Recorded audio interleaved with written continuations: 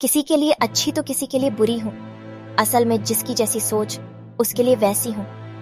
मैं जंगल की शेरनी हूँ और जंगल में ही पली हूँ। हेलो दोस्तों, मेरे इस चैनल पर आप लोगों को love story, tragedy, comedy, emotional, sentimental कहानियाँ, स्टोरीज, प्रेमी प्रेमिका की नोक झोंक, पति पत्नी की लड़ाई, सास बहू की झगड़े, नाग नागिन की स्टोरी, कई प्रकार की कहानी स्टोरी आप लोगों को देखने को मिलेगी। अच्छी स्टोरी और कहानी के लिए चैनल को सब्सक्राइब कीजिए। चलिए कहानी की ओर बढ़ते हैं। बहन सुलेखा की शादी में जो उसके पिता ने कर्जा लिया था, उसे उतारने के लिए मनीष ने अपना घर भी बेच दिया और माँ के साथ किराए के घर में रहने लगा। मनीष की बड़ी बहन अपने ससुराल में खुश है। इस बात की उसे बहुत तसल्ली है। माँ, सुलेखा दीदी का मेरे मोबाइल पर फोन आया है, तुम बात कर लो, फिर मैं ऑटो लेकर काम पर निकलता हूँ। हेलो सुलेखा दीदी, ये लो माँ से बात करो। हाँ बेटी, अपना ध्यान रखा कर, खूब खाया पिया कर, इससे बच्चे की सेहत पर अच्छा असर होगा। अब बस यही इच्छा है कि जल्दी से मैं नानी बन जाऊँ और मनीष मामा। हाँ वो तो है, अब मामी कहलवाने वाली बस आ जाए तो मैं सुकून से तीर्थ यात्रा पर निकल जाऊंगी। नहीं, अपने नाती पोतों को खिलाकर ही तीर्थ यात्रा पर जाऊंगी। माँ, बस मनीष के लिए अच्छी सी लड़की ढूंढ लो जो घर संभाल ले।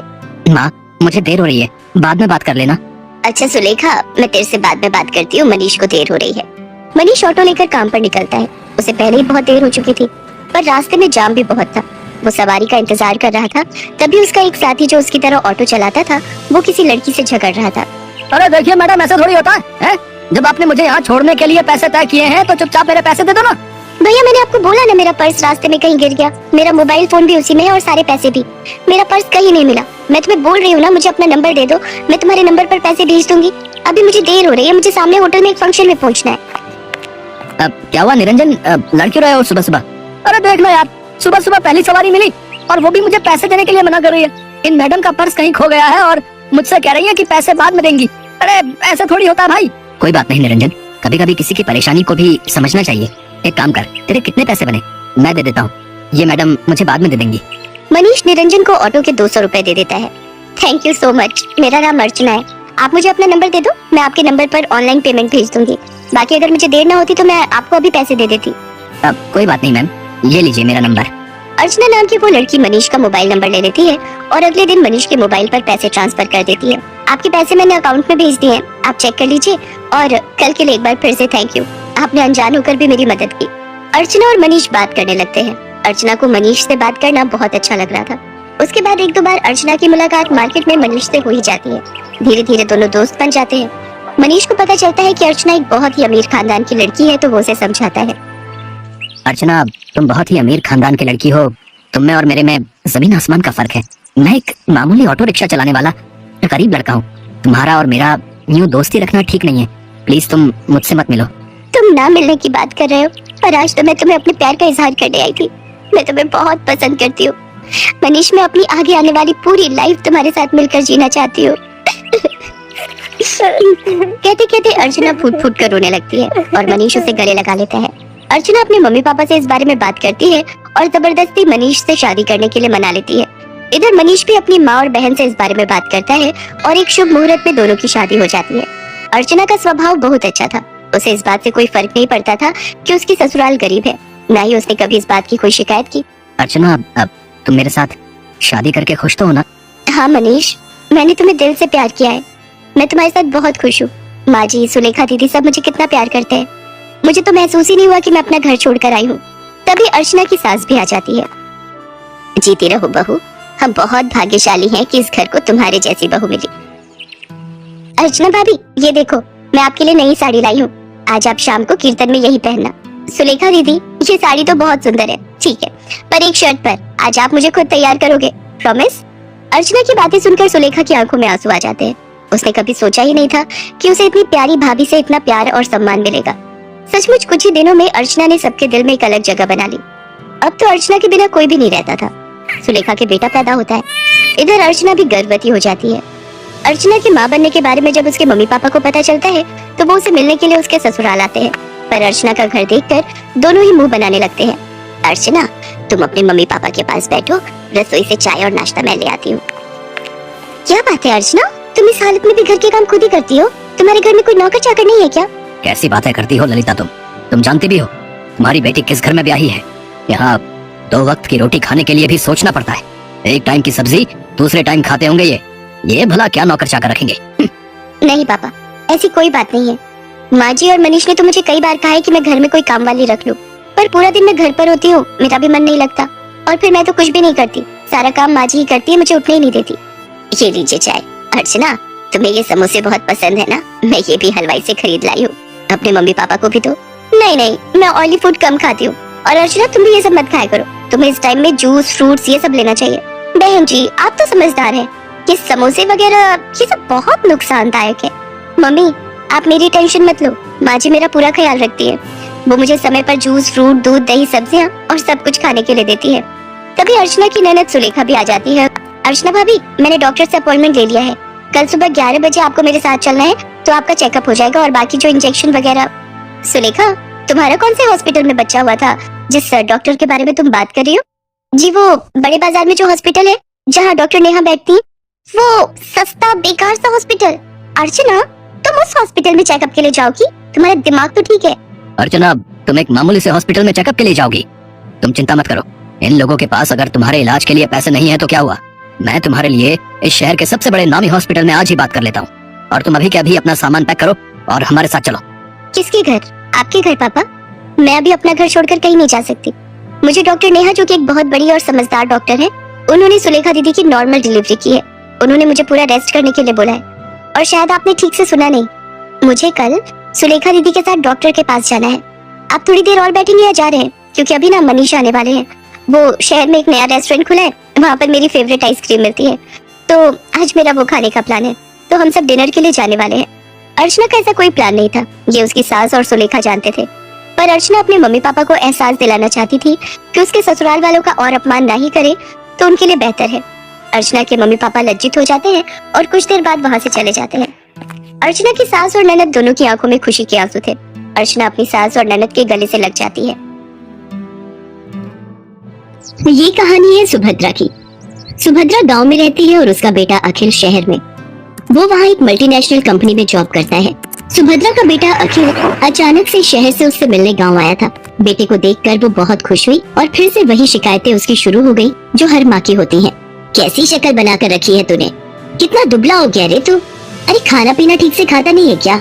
बहुत काम करवाते हैं क्या ऑफिस वाले? अरे माँ, कहाँ दुबला हुआ हूँ, वैसा ही तो हूँ। पता नहीं यार माँ की आँख ऐसी क्यों होती है, उसे अपना बच्चा दुबला ही दिखता है। तुझसे तो बोलना ही बेकार है। सुन, तू हाथ मुंह धो ले, मैं तेरे लिए आलू के पराठे बनाकर लाती हूँ। सुभद्रा रसोई में जाने लगी तो अखिल ने अपनी माँ का हाथ पकड़कर उसे सोफे पर बिठा लिया और कहा, अरे माँ, ये सब छोड़, मुझे तुमसे कुछ बहुत जरूरी बात करनी है। ये सुनकर सुभद्रा की आंखों में चमक आ गई और उसने खुश होकर उससे पूछा, क्या बात करनी है बेटा? शादी के बारे में? तू तैयार है? रुक, मैं तुझे कुछ दिखाती हूँ। सुभद्रा ने सोफे के पास रखे टेबल से कुछ लिफाफे निकाले और उससे लड़कियों की तस्वीर निकालकर अखिल को दिखाने लगी। बोल, कौन सी है तुझे पसंद?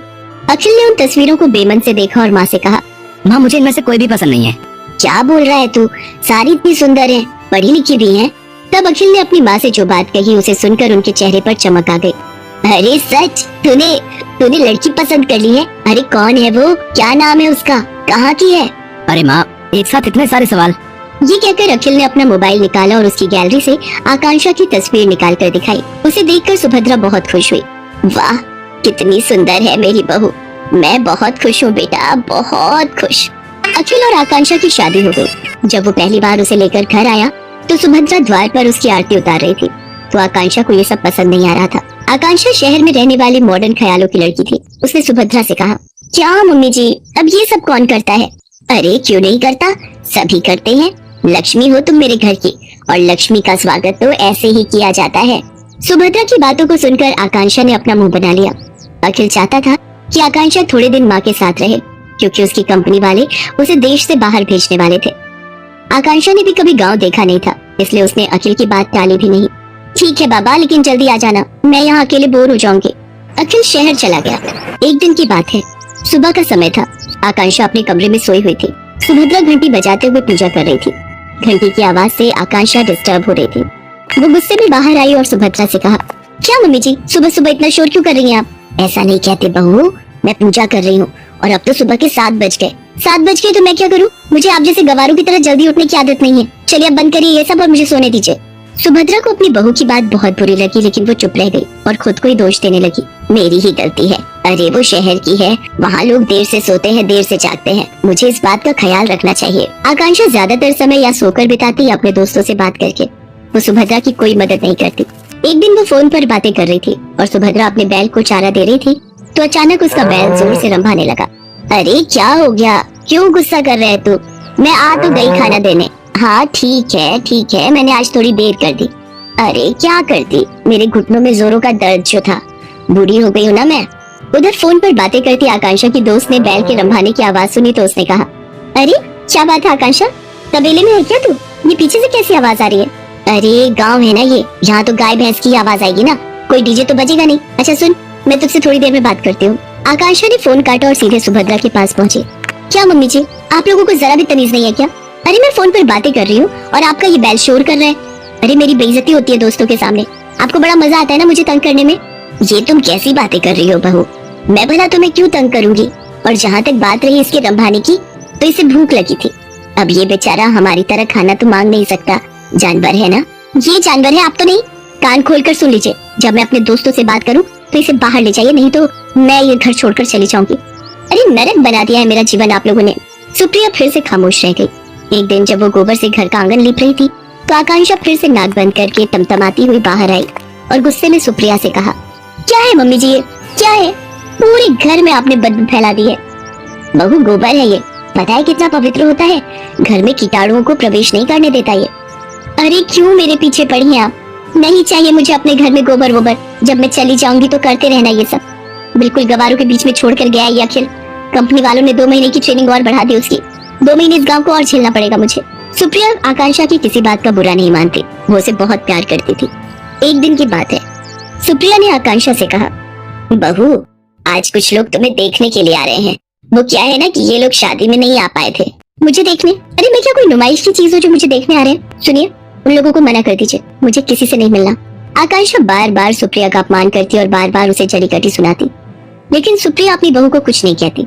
उसे हमेशा यही लगता कि बहू शहर की है, वहाँ के तौर तरीके अलग होते हैं, उसे वो बदल नहीं सकती। एक बार की बात है, सुप्रिया कुछ दिनों से बहुत बीमार थी। उसका बुखार उतरने का नाम ही नहीं ले रहा था, लेकिन आकांक्षा को इन सब बातों से कोई फर्क नहीं पड़ता था। एक दिन आकांक्षा छत की बाउंड्री के पास खड़ी होकर अपने दोस्तों से बातें करते हुए और अपनी सास की शिकायत करके अभी फोन रखा ही था कि तभी न जाने कैसे उसका पैर फिसल गया और वो छत से नीचे गिर पड़ी। आह! आकांक्षा की आवाज सुनकर सुप्रिया भागी भागी बाहर आई। उसने देखा कि आकांक्षा जमीन पर गिरी तड़प रही है। बहू बहू, अरे ये कैसे हो गया? आकांक्षा लहूलुहान हो गई थी। गांव में अस्पताल 4 किलोमीटर दूर था। सुप्रिया को समझ नहीं आ रहा था कि वो क्या करे। तभी उसे अपने बैल के रंभाने की आवाज आई। सुप्रिया ने अपने बैलों को तुरंत बैलगाड़ी में जोड़ा और अपनी बहू को उसमें डाला और खुद ही बैलगाड़ी चलाकर अस्पताल की ओर जाने लगी। जल्दी चल और जल्दी चल, मेरी बहू को जल्दी से अस्पताल पहुंचाना है। दोनों बैल पूरी तेज गति से भागने लगे। कुछ देर बाद ही वे सभी अस्पताल पहुंच गए। आकांक्षा की गंभीर हालत देखकर डॉक्टर ने उसे तुरंत एडमिट कर दिया और उसका इलाज शुरू कर दिया। कुछ देर बाद डॉक्टर ऑपरेशन थिएटर से बाहर आए। अब आपकी बहू की हालत में सुधार है। अगर आपने उसे लाने में जरा भी देर की होती तो कुछ भी हो सकता था। जब तक आकांक्षा अस्पताल में रही, सुप्रिया न रात को सोती न दिन को। वो सारा समय उसके सिरहाने बैठी रही, उसकी किसी भी जरूरत को तुरंत पूरा करती। आकांक्षा को पता लग गया था कि सुप्रिया किन परिस्थितियों में और कैसे उसे अस्पताल लेकर आई थी। उसे अपनी हर पुरानी बात आज याद आ रही थी और उसे पश्चाताप हो रहा था। माँ जी, मुझे माफ कर दीजिए, मैंने आपके साथ कितना बुरा किया, क्या नहीं कहा आपको, लेकिन आपने मेरी जान बचाने के लिए क्या कुछ नहीं किया। मेरी गलतियों के लिए माफ कर दीजिए। अरे कोई गलती नहीं की तूने, तू ठीक हो गई बहू, बस मेरे लिए यही सबसे बड़ी बात है। तभी आकांक्षा को बैल के रंभाने की आवाज आई। वो उस आवाज को सुन ही रही थी। तभी, पता है तू यहाँ बीमार है तो मेरे दोनों बैलों ने भी खाना पीना छोड़ दिया है। वो अस्पताल के बाहर ही खड़े रहते हैं। सच कहूँ तो वो ना होते तो पता नहीं मैं तुम्हें कैसे अस्पताल लेकर आती। सुप्रिया की बातों को सुनकर आकांक्षा की आंखों से झरझर कर आंसू निकलने लगे। वो बाहर निकली और बैलों को गले लगाकर उनसे भी माफी मांगी। आकांक्षा बदल गई थी, उसे गांव अच्छा लगने लगा था और सुप्रिया में तो उसकी अच्छी स्टोरी और कहानी के लिए चैनल को सब्सक्राइब करें, लाइक करें, शेयर करें और नोटिफिकेशन बेल प्रेस करें ताकि आने वाली कहानी स्टोरी की नोटिफिकेशन आपको सबसे पहले मिले। कहानी कैसी लगी कमेंट करके जरूर बताएं। धन्यवाद।